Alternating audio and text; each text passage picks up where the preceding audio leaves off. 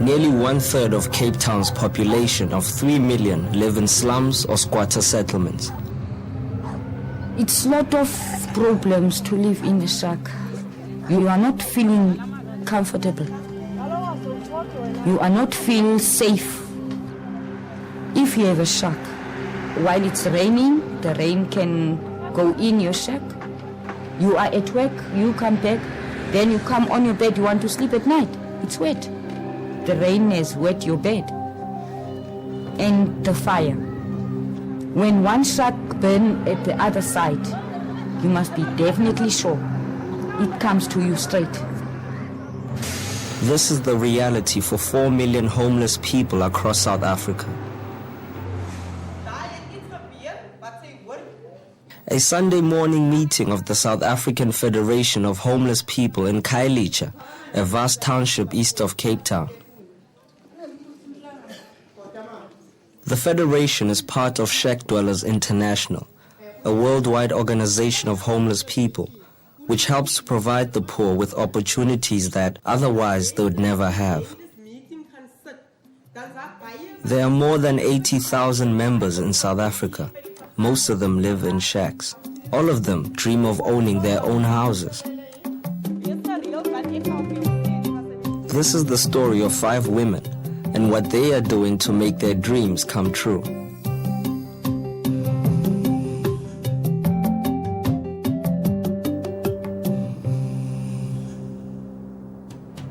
Cape Town, one of the world's rapidly growing cities, has all the attractions that large cities offer.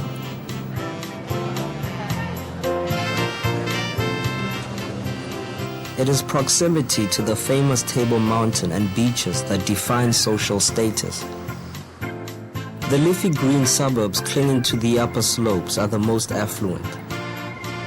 Further away, the housing is more modest. Far from the city, on a windswept, sandy floodplain known as the Cape Flats, and stretching further than the eye can see, are the black townships and shackland. This is Khayalitsha, meaning new home. For 30 years, there has been an ever-increasing flow of people from the desperately poor rural areas of the Eastern Cape to the city, where there is some hope of work. These migrants, often women and children, build squatter settlements for themselves outside the city. Not even the apartheid laws forbidding blacks to live in areas of the country reserved for whites could keep them away. When the ANC came to power in 1994, President Mandela promised to build 1 million houses in 5 years. The new government introduced a system of one-off grants and subsidies to enable houses like these to be built for the very poor. It has met its target, a considerable achievement, but many are still waiting for houses. We're talking about 4 million people who didn't have shelter prior to 1994, but now have shelter. We provide a home. There has to be electricity, water, and sanitation. We're also providing a hope to people who have, some of them have waited for more than 20 years for just that 40 square meter. One has to start by acknowledging the government's successes. For generations, there has been very few examples as effective as this one. One has to go back decades to see the kind of capacity and the scale of delivery that this government has met. But it has faced a number of obvious constraints and problems. And one of those is that what they've been able to deliver is not really a decent or an adequate shelter in the majority of cases. And there is quite a negative association, even within the communities, towards what are known as the RDP houses. RDP stands for Reconstruction and Development Program, the government program that's constructing houses for the poor in South Africa, like these in Khayalitsha. Since 1994, you have one uniform policy where each eligible household is entitled to a once-off subsidy, a grant, which does not have to be repaid. It is intended as a starting mechanism, a kickstart into the housing market, as we like to call it. It was never intended to be the only mechanism. Mildred Mkwati is one of the 150,000 people in Cape Town to have moved into one of the government-built RDP houses. With only one room and a bathroom, even a house as small as this is an improvement over the shack that she lived in for 28 years. With many children and no job, her life is hard. I lived in a shack from 1972 up to last year, which was 2000. All that time, I lived in a shack. I was tired of shack life. This is much better. In a shack, when it's cold, it is cold inside. If it is hot, it is dreadfully hot inside. Also, people die in shacks. They are burnt alive in shacks. There are 9 children in my care now, counting the grandchildren. 7 of them are my own and 2 are grandchildren. My shack was built by my husband. Then he got sick. He had a stroke. My husband passed away in 1995.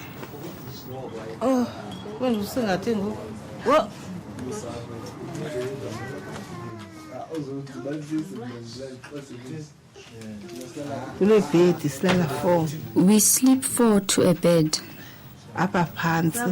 Next to the bed, we use a mattress.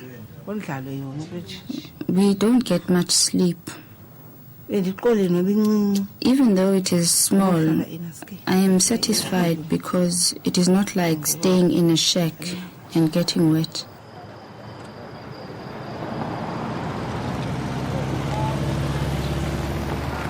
These government houses are small and cramped, but ownership of even such a small house does give security. Those who can afford to make extensions and improvements. Those that can't simply rebuild their shacks, either to increase the living space or to rent them out as a form of income. Boniswa Kuse lives in a one-room shack with 2 of her children in the backyard of just such a house. These places, it's not good for the kids. The shack sometimes is burning, things like that. I need big house because I help family. It's not life to stay like this. Overcrowding causes problems of crime, family breakdown, environmental pollution and disease. According to the South African Department of Health, the Western Cape has the highest tuberculosis rate in the world and a rapidly growing HIV-infected population.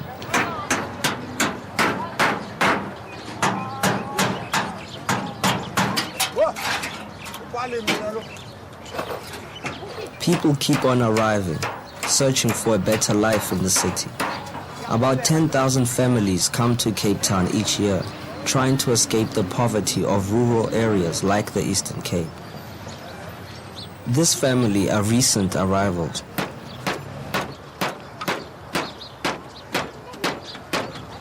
The piece of waste ground on the edge of Khayalitsha, where they are building their shacks, lacks even the most basic amenities. In the metropolitan area, there is something in the region of 160,000 shacks at the moment.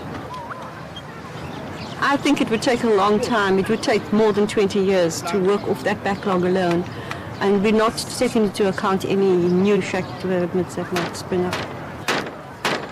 What the answers are, I really don't have them.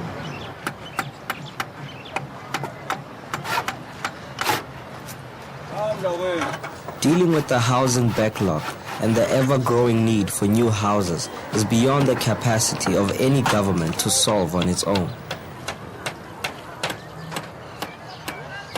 We're looking at a multi-pronged approach to housing provision because we think no single approach can provide us with shelter. You've got this backlog, which is very huge. There are other organizations who've come up with different and sometimes more innovative schemes. Homeless People's Federation is women and men who are desperately want to live in their own houses. So we build these houses on our own. First thing, we save a little bit of money, 1 rand, 2 rand to 5 rand, depends to you. Then you got your own little saving book. I started this process 1995 to join this federation. It's a nice thing to join, but it takes long time. Some of us, we are old already, but we've been patiently waiting to get the houses. For 15 years I've been staying in a shack. And now I'll be moving into this house tomorrow. I'll be coming in with a big, huge truck with my things. This is my sitting room. This, it's all attached together, the kitchen and the sitting room. Thelmas House is in the third phase of the Victoria Mxenge housing development. This was the first project of the South African Federation of Homeless People in South Africa. It was started by a group of 30 women who lived in squatter shacks in Khayalitsha. They drew their inspiration from the Bombay slum dwellers who visited them in 1991. Patricia Matulengwe was one of the Federation's first members. Until only a year ago, she too lived in a shack. She moved into her own house very recently. Fortunately, we were lucky. We achieved something which we never thought of. It's something which is still surprising, as if you are dreaming. The women in the Federation make regular savings of small sums of money, which are pooled in a savings scheme. This enables them to add to the government grants and with input from themselves, build bigger houses. I think for the women it was because that it was something which was voluntarily. Men are always like to involve themselves where they are going to get something towards what they are doing. So I can say that because women are always dedicate themselves to be volunteers, then it was easy for them to involve themselves than the men. Today, Thelma is moving into her house.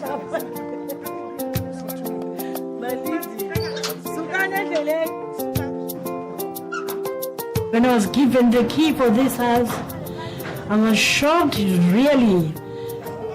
Although I know the house is on, it's getting built, but I didn't know it was going to come for me. It was a shock for me.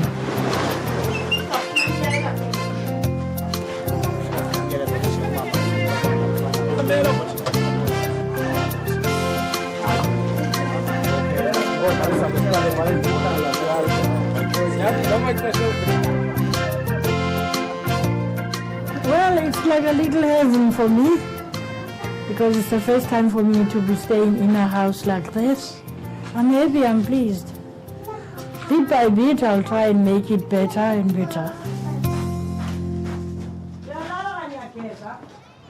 The Federation of Homeless People have now built nearly 10,000 houses themselves throughout South Africa, a remarkable contribution to the government's housing target. There are now nearly 600 houses in various stages of construction at Victoria Mxenge and the related developments of Hazeldean and Vuk'uzenzele. It is a small oasis in a seemingly endless sea of shack dwellings and squalor.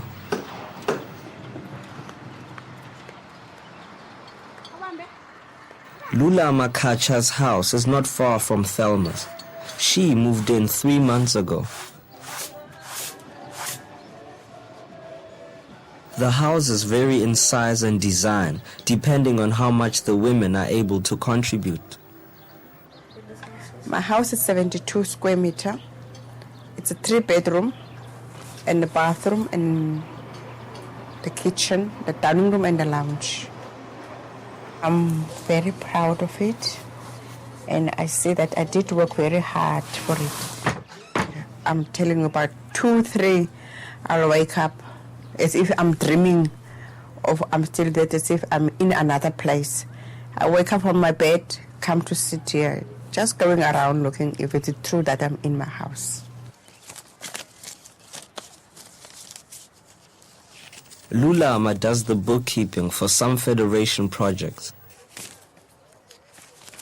It has been good for me because I'm getting a lot of experience of things and to be involved with a lot of people. The bookkeeping I learned from the Federation because I didn't know about the bookkeeping. Every day, new members of the Housing Federation come to seek help and advice at the Victoria Mxenge Community Center.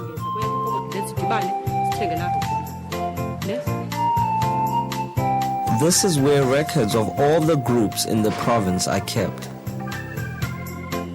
Everybody was discouraging and said that no ways forget, it's not going to work. But we keep on trying and trying up to now. Today we don't believe ourselves. Everybody doesn't believe the houses which we have. Everybody is still asking, is it me? After so many years, you know. Thelma's long years of waiting are over. Well, my house is perfect. Never mind then it's like that, but I'm happy I'm something. It's perfect.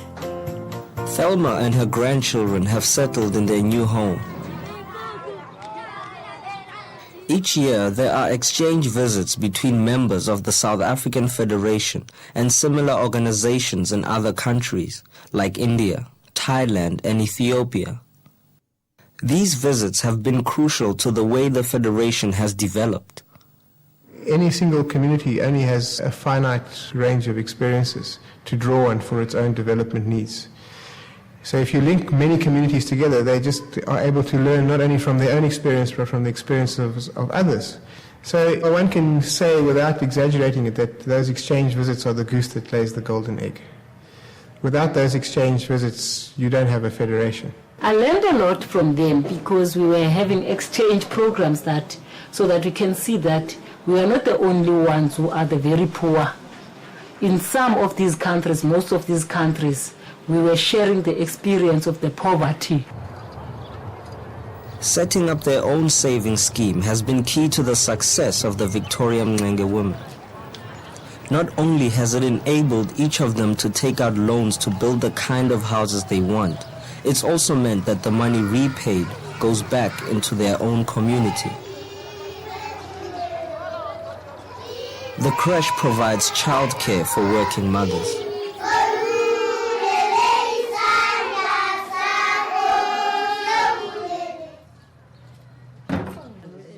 The women have started a small pottery.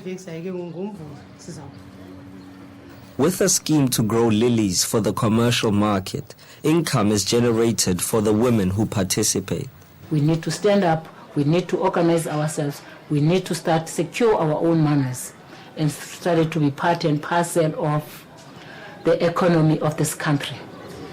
It sort of acts as an attraction to government finance, because what the government likes about the federation process is that the money revolves. People take loans, they use the loans to meet certain needs. Those loans are repaid, and then the next family is able to utilize the same money to meet different needs. The work of the Federation has inspired similar saving schemes in South Africa and has also influenced government policy. You look at the participation levels of the people's housing process, it's the women. You look at the majority of members of the saving schemes that we've been talking about, they are women. The government is moving very clearly towards placing savings at the center of its subsidy system, and that can be traced directly to the Federation. The Federation has organized and mobilized women from its very inception around savings and has used those savings as leverage for housing. Southern Cape, it's one of the problems. I think the Federation has changed everyone's view toward housing, and I'm very pleased about that. They made government understand that they had been housing themselves for years, and all they required were the mechanisms to enable them to do that. And I think it's brilliant. Thelma is visiting her old shack to fetch her cat. her adult children and their families have moved in. I've been staying in this house for 15 years, from 1985. As you see, it's not a proper thing which is well done. All the time I was staying here, I'm squashed. I like it because I spent most of my life in it. So that's why I left it standing. I didn't want to demolish it. Then it's the future for my child.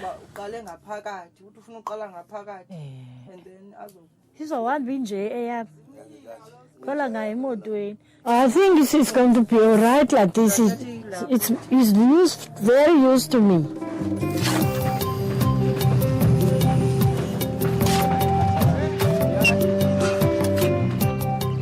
Boniswa has only recently joined the federation and is now waiting for her turn to build.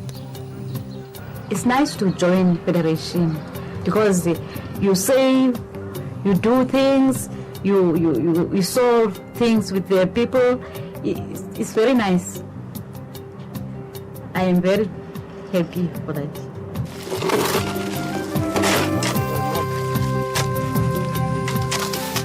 In other parts of Khayalitsha, the people's housing process is also a saving scheme for the homeless. Endorsed by the government, it too allows people to have a say in building the kind of housing they really want.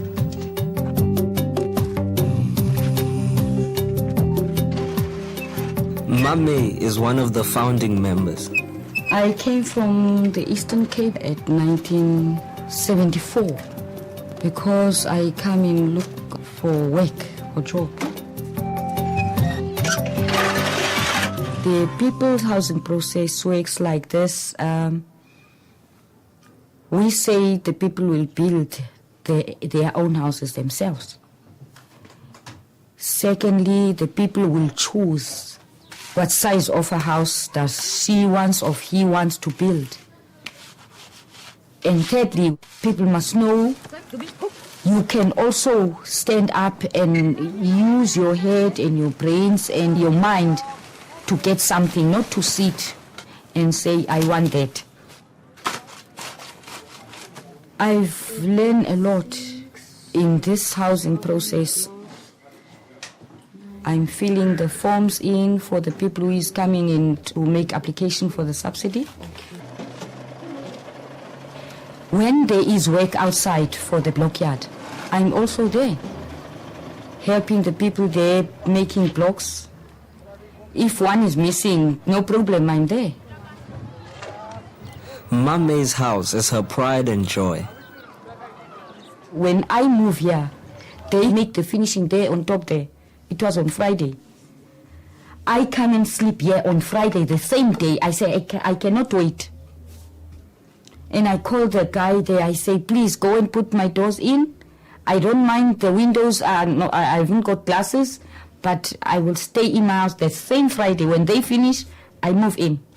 I sleep here on this mat here on the floor. I was so happy, I couldn't believe. Early in the morning, I wake up 4:30, I open the door and I stand there by the street and look outside. It's really my house. I couldn't believe, really. I'm very happy. If you've involved people initially from the planning process to the completion of their home, they get attached to that structure because they've added what we call sweat equity. They've made sure that they participate in acquiring their own home. The government policy has shifted more and more towards pushing developers to increase the size and the quality of the houses that they deliver. And the Federation has almost been like a ghost in the machinery here. They haven't demanded that the government must increase the quality or the size of houses. They've just gone out and done it. It's for my kids to stay here when I'm dead. Then they can show and say, this house, my mother built this house.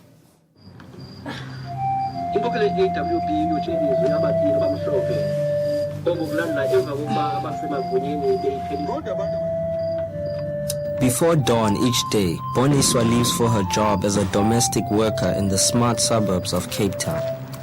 It is a long journey and she earns very little, but having a job enables her to save.